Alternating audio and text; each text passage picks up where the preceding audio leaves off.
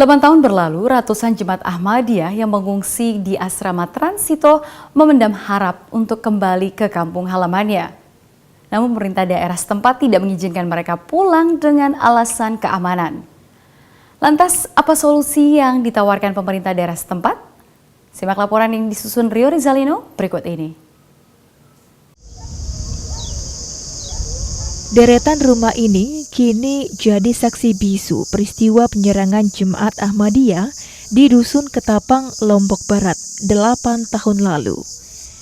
Ketika itu, massa intoleran mengusir anggota Jemaat Ahmadiyah dari rumahnya karena dianggap sesat. Pada peristiwa itu, puluhan rumah Jemaat Ahmadiyah dirusak dan dibakar.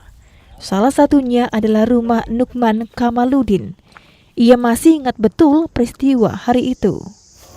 Ya macam-macam Pak, melempar macam pakai batu, pakai macam-macam kayu dipakai, parang deh macam, abang-abang segala apa yang masih di ini.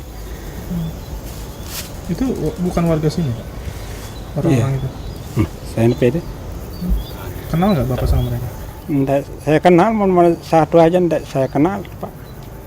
Pemerintah Provinsi NTB pernah mengajukan tawaran untuk membeli aset-aset Jemaat Ahmadiyah di Dusun Ketapang.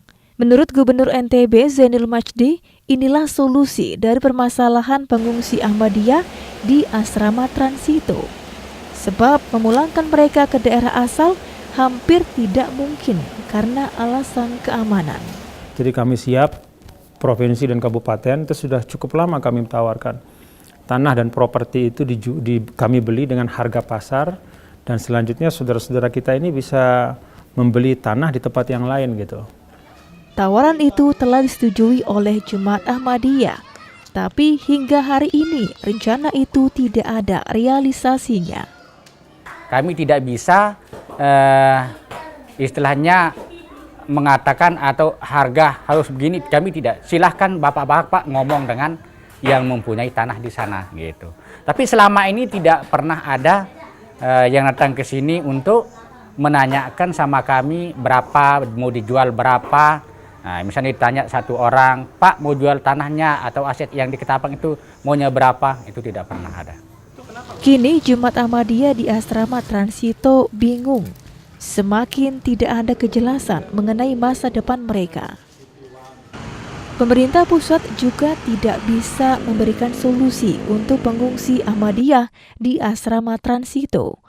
Menurut Kementerian Dalam Negeri, tugas mereka hanya sebatas memantau kinerja pemerintah daerah. Yang pasti bahwa kami memberikan supporting, ya, kami kirim staf ke sana, apa jalan keluarnya, apa langkah yang diambil oleh pemerintah daerah, sehingga ini bertahap akan berkurang. Nah, berkurang ini kan terus kita laksanakan, mudah-mudahan bisa tiap tahun berkurang jumlahnya, berkurang mereka yang tinggal di Transito, sehingga semakin banyak, semakin lama semakin sedikit mereka yang tinggal di Transito. Menurut LSM HAM dan Keberagaman Setara Institut, pemerintah tidak serius dalam menangani pengungsi Ahmadiyah di asrama Transito. Ini bisa dilihat dengan tidak adanya solusi konkret yang ditawarkan pemerintah untuk mereka. Karena negara sejak awal tidak beritikat baik untuk segera dan secepat mungkin menyelesaikan persoalan kontroversi sesat dan tidak sesatnya Ahmadiyah, seperti itu.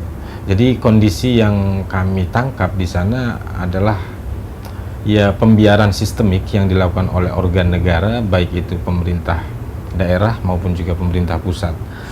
Meski tanpa hidup kepastian, ratusan Jemaat Ahmadiyah di asrama Transito tetap menjalani hari-hari mereka. Jauh di dalam hati masih terselip keinginan untuk kembali ke kampung halaman, meski pemerintah tidak merestui. Ya, untuk rencana ke depan sih kita masih bingung Pak, mau bagaimana, karena saya juga bingung apa yang harus saya lakukan di sini dengan kondisi seperti ini. Ya, mau cari rumah di mana gitu kan, mau tinggal di mana, saya bingung.